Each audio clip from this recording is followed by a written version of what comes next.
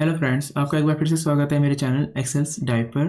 और आज मैं आपके लिए लेकर आया हूँ वीबीए टेक्निकल राउंड में पूछे जाने वाला क्वेश्चन नंबर 2। ये क्वेश्चन अगर आप वीबीए का इंटरव्यू देने जा रहे हैं तो डेफिनेटली आपसे पूछा जाएगा, क्योंकि इसी क्वेश्चन के बेस पे ही आप किसी डेटा पे वर्किंग कर सकते हैं। क्वेश्चन ये है कि अगर आप किसी डेटा पे वर्किंग करते हैं तो आप उसकी लास्ट रो कैसे पता करेंगे, क्योंकि अगर आपको लास्ट रो पता होगी तो ही आप किसी फॉर्मूले को लास्ट तक ड्रैग कर सकते हैं। और डेटा के अंदर ये होता है कि कई बार रिकॉर्ड डिलीट होते हैं या कई बार रिकॉर्ड ऐड हो जाते हैं, तो उसकी लास्ट रो कभी फिक्स नहीं रहती, वो एक तरह से डायनेमिक होती है जो बढ़ती घटती रहती है।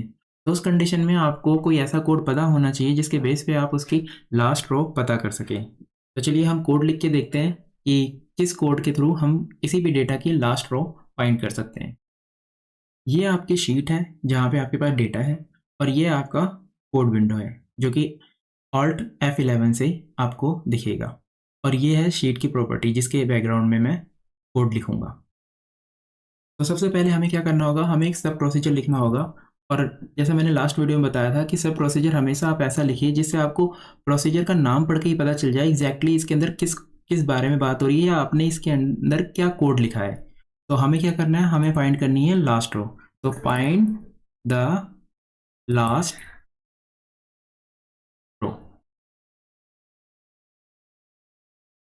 अब इसके अंदर आपको कोई वेरिएबल डिफाइन करना होगा, तो हम कर लेते हैं एल रो यानी लास्ट रो एज इंटीजर। अगर डेटा आपके पास बहुत ज़्यादा है, लाख तक जा रहा है, तो आप इंटीजर नहीं लेकर लॉन्ग लेंगे, क्योंकि इंटीजर 32,000 के नियर अबाउट आएगा। ठीक है, तो कैसे फाइंड करेंगे? अब इसमें अलग अलग मेथड है जिसके थ्रू आप फाइंड कर सकते हैं। सबसे पहले मैं आपको सबसे सिंपल मेथड बताता हूँ। अगर आपका डेटा बिल्कुल कंटिन्यू है तो उस कंडीशन में आप क्या करेंगे, आप लिखेंगे एल रो एंड जहाँ से डेटा स्टार्ट हो रहा है, जैसे डेटा ये कहाँ से स्टार्ट हो रहा है, ये स्टार्ट हो रहा है C3 से।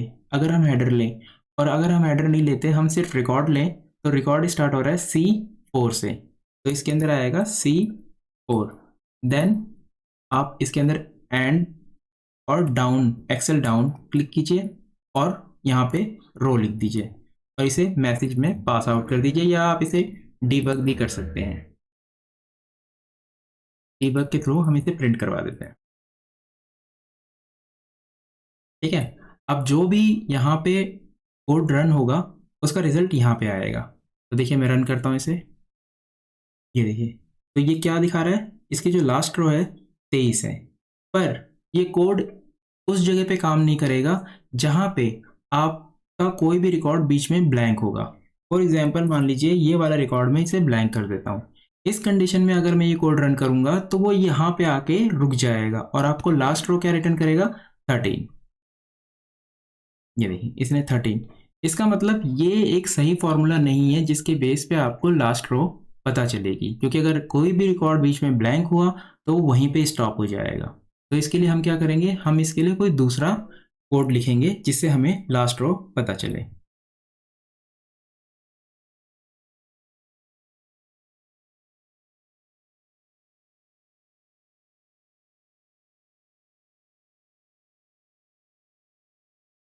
अब वीबीए कोड के अंदर एक ऑप्शन दिया होता है स्पेशल सेल।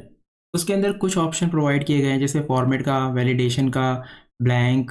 ये जो भी चीज़ें, ये डेटा के अंदर आप इसे फाइंड आउट कर सकते हैं। तो हमें क्या फाइंड करना है, हमें लास्ट सेल पता करना है, यानी सेल या रो। तो हम इसको यूज़ कर लेते हैं और यहाँ पे आ जाएगा रो। ठीक है, अब इसे रन करते हैं। देखिए अब ये क्या दिखा रहा है, 27। ये 27 किस बेस पे दिखा रहा है, क्योंकि यहाँ पे इस डेटा को बनाते वक्त मैंने यहाँ तक ड्रैग किया होगा रिकॉर्ड, और बाद में मैंने इसे डिलीट कर दिया होगा ताकि ये शीट के अंदर सही से दिखे। तो ये वाला जो कोड अगर आप रन करते हो तो ये वहाँ तक दिखाएगा जहाँ तक डेटा यूज़ हुआ था, चाहे उसमें डेटा हो, रिकॉर्ड हो या ना हो। अभी जैसे ये 27 दिखा रहा है, अगर मैं यहाँ पे कोई रिकॉर्ड पेस्ट कर दूँ 28 पे और फिर इसे रन करूँ तो ये 28 दिखाएगा। ये देखिए 28 आया। और अगर मैं अब इस रिकॉर्ड को डिलीट कर दूं और फिर इसको रन करूं तो भी ये 28 दिखाएगा। क्यों? क्योंकि यहाँ पे पहले रिकॉर्ड था। अब देखिए मैं इसे रन करूँगा तो भी ये रिकॉर्ड दिखाएगा, क्योंकि 28 पे अभी मैंने एक रिकॉर्ड पेस्ट किया और फिर इसे हटा दिया। ये देखिए अब भी इसका रिकॉर्ड 28 आ रहा है। तो इसका मतलब अगर ये वाला आप यूज़ करेंगे तो ये वहाँ तक दिखाएगा जहाँ तक शीट के अंदर आपने कभी डेटा यूज़ किया होगा, चाहे वहाँ पे डेटा है या ना हो, लेकिन उस रेंज को आपने कभी ना कभी यूज़ किया है। तो ये भी एक ऑप्शन दिया है हमें यहाँ पे एक्सेल के यानी वीपी कोड के अंदर लास्ट सेल का, लेकिन ये भी काम नहीं आता, तो आप इसको भी यूज़ नहीं कर सकते एक एग्जैक्ट करेक्ट कोई सेल फाइंड करने के लिए कि लास्ट रिकॉर्ड कहाँ पे मेंशन है। ठीक है, अगला देखते हैं।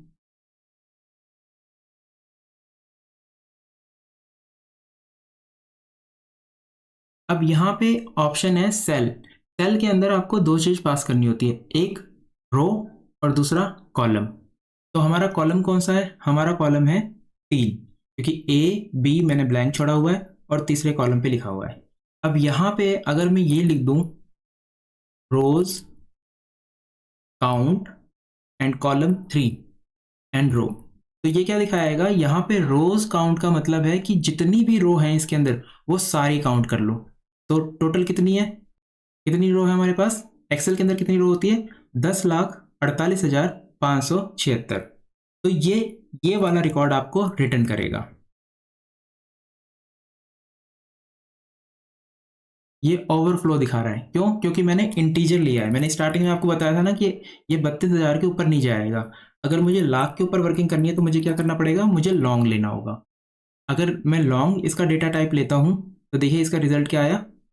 पास आउट हो गया, अदरवाइज इसने पहले एरर दी थी। तो हमें क्या करना होगा? अब हमें ये पता है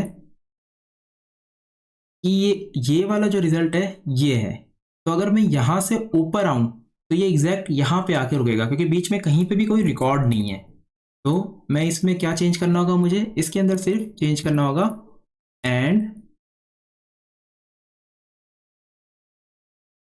जब आप आगे रेंज यूज करेंगे तो आपको डॉट के बाद बाय डिफॉल्ट दिखेगा कि आपको क्या मेंशन करना है। जैसे आप एंड लिखेंगे तो आगे उसका क्राइटेरिया आ जाएगा। बट अगर आप कोई और चीज़ ले लेते हैं, जैसे मैंने सेल ले रखा है, तो इसके अंदर क्राइटेरिया नज़र नहीं आता। तो इसलिए आपको खुद अगर आपको पता होगा तो ही आप लिख सकते हैं। तो यहाँ पे क्या आएगा? एक्सेल अप एंड रो। अब देखिए ये यहाँ पे आके रुकेगा, क्योंकि वर्किंग कैसे करेगा? ये स्टार्ट करेगा सीधे लास्ट से। सबसे पहले वो रोज काउंट करेगा तो उस सेल को यहाँ पे लाएगा और फिर इसके बाद ऊपर आएगा। तो ये रिकॉर्ड दिखाएगा 23। ये देखिए 23 आ गया ना। तो इस तरीके से आप एग्जैक्ट लास्ट रो निकाल सकते हैं। और अगर आपको ये देखना है कि जब आप डॉट लगाएं तो उसके आगे का जो भी क्राइटेरिया है वो नज़र आए, तो उस कंडीशन में आप रेंज का यूज़ कीजिए। वो कैसे करेंगे आप यहाँ पे C1 टाइप करिए। C1 टाइप नहीं,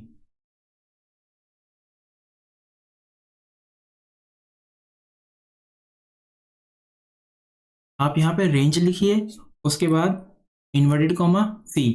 अब अगर मैं यहाँ पे कोई वैल्यू डाल दूंगा तो वो ऑटोमेटिकली उसकी रेंज जो है फिक्स हो जाएगी। जैसे अगर मैंने C4 लिख दिया तो वो इसको सिलेक्ट करेगा, C12 किया तो इसे सिलेक्ट करेगा, लेकिन हमें नहीं पता कि आखिर सी के कॉलम में लास्ट रो कहाँ तक जा रही है।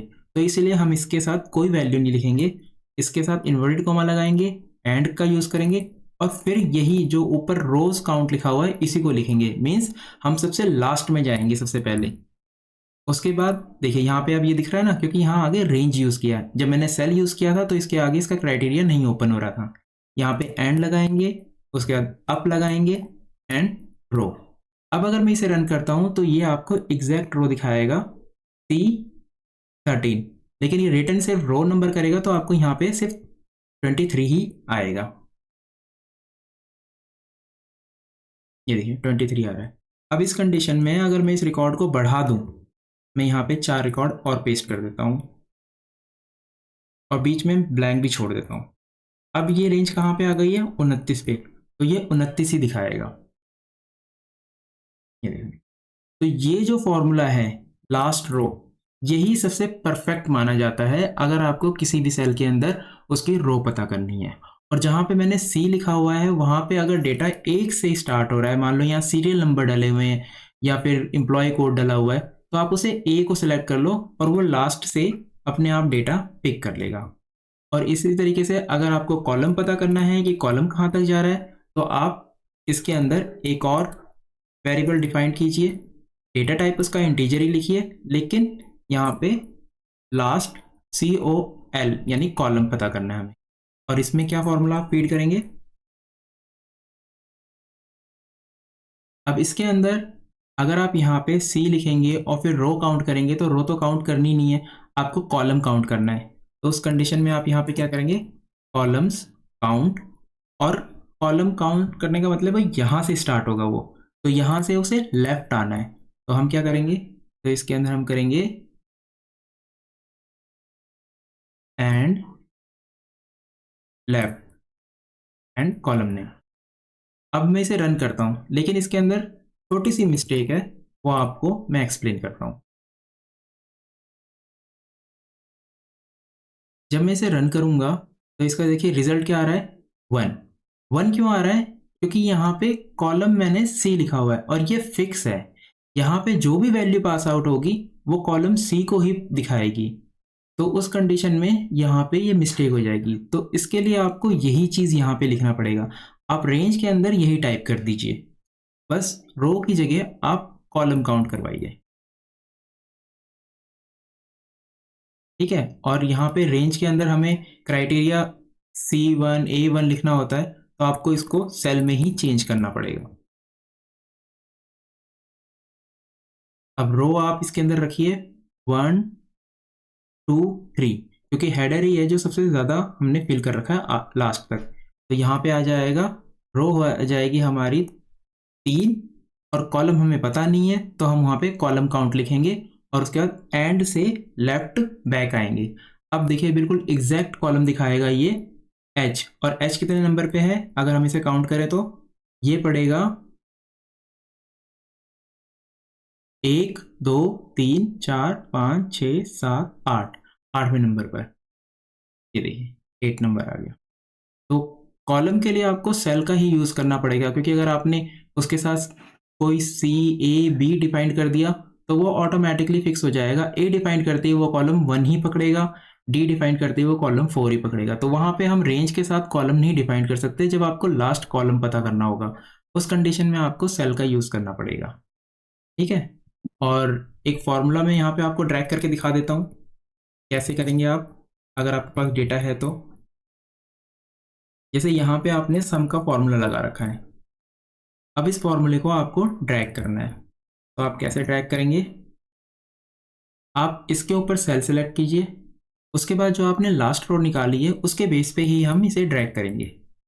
अब इस फॉर्मूले को हमें लास्ट तक ड्रैग करना है, तो उस कंडीशन में सबसे पहले आपको एक्टिव सेल को कॉपी करना होगा। तो आप क्या करें, सबसे पहले आप एक्टिव सेल डॉट कॉपी, उसके बाद आपको एक रेंज तैयार करनी है, वो कहाँ कहाँ तक, स्टार्ट से लेकर लास्ट तक आपको एक रेंज क्रिएट करनी है। तो आप कैसे क्रिएट करेंगे, उसके लिए आपको सेल का यूज़ करना होगा। रेंज के अंदर सेल्स रो, आप यहाँ पे रो नंबर डाल दीजिए क्योंकि आपका स्टार्टिंग पॉइंट है 4 जो आपको पता है। और कॉलम क्या डालेंगे, अगर कॉलम नंबर आपको पता है तो आप कॉलम नंबर डाल सकते हैं, जैसे हमें पता है 8, और अगर नहीं पता तो आप active cell dot column use कर सकते हैं। और सेम अगर आपको रो भी नहीं आइडिया, आपको सिर्फ ये पता है कि एक्टिव सेल से आपको फॉर्मूला ड्रैग करना है, तो आप एक्टिव सेल और रो नंबर डाल दीजिए। एक रेंज आपकी ये तैयार हो गई, और उसके बाद दूसरी रेंज आप इसके अंदर डालोगे लास्ट, एकदम आखिरी रो। उसके लिए क्या करेंगे आप, उसके लिए हमने रो का पता कर रखा है तो हम यहाँ पे L रो डाल देंगे और column active cell dot column ये सिलेक्ट करेंगे, ठीक है। उसके बाद इसे करेंगे पेस्ट, क्योंकि हम ऑलरेडी इसको कॉपी कर चुके हैं। पेस्ट में हम सिर्फ फॉर्मूला पेस्ट करेंगे। यहाँ पे पहले देखिए मैंने आपको लास्ट रो बताई थी, इस बार हम फॉर्मूला यूज़ करेंगे, ठीक है। तो ये आपको कैसे दिखेगा, मैं इसे ड्रैग कर देता हूँ नीचे, या आपको इस तरीके से दिखेगा, ठीक है। अब मैं इसे रन करता हूँ तो देखिए कॉपी, पहले ये कॉपी करेगा, स्टेप बाय स्टेप रन करके देखते हैं। ये देखिए यहाँ पे ये हाईलाइट हो गया, इसने कॉपी कर लिया। अब इसे सिर्फ इस फॉर्मूले को यहाँ तक ड्रैग करना है। अब जैसे ही मैं इसे एंटर करूँगा ये इसे पेस्ट कर देगा। तो किसी भी डेटा पे वर्किंग करने के लिए आपको लास्ट रो का पता होना ज़रूरी है, और वो लास्ट रो कैसे पता चलेगी? इस फॉर्मूले से। आपको ये वाला फॉर्मूला याद करना पड़ेगा, प्रैक्टिस करनी पड़ेगी, क्योंकि सिर्फ एक यही है जिसके बेस पे आपको पता चलेगा। अगर आपने स्पेशल सेल यूज़ किया तो जो मैंने आपको पहले एरर दिखाई है उस एरर में आप आ जाएंगे, और अगर आपने पहले वाला यूज़ किया तो बीच में अगर कोई रो ब्लैंक है तो उसकी लास्ट रो जहाँ से ब्लैंक है वो वहीं पे स्टॉप हो जाएगा। तो आई होप आपको ये समझ में आ गया होगा। अगर नहीं समझ में आया तो आप मुझे बता सकते हैं, मैं कोई नई वीडियो बना दूंगा नए डेटा के साथ। तो चलिए मिलते हैं नेक्स्ट वीडियो में, तब तक के लिए बाय, टेक केयर।